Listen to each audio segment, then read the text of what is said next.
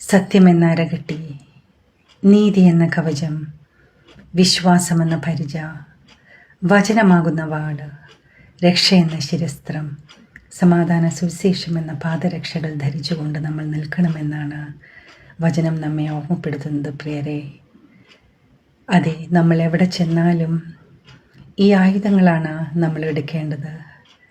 നമ്മൾക്ക് പോരാട്ടം ജഡരക്തങ്ങളോടല്ല, അന്ധകാര ലോകത്തിലെ ദുഷ്ടാത്മ സേനയോടാണെന്ന് നമ്മൾ മറക്കരുത്.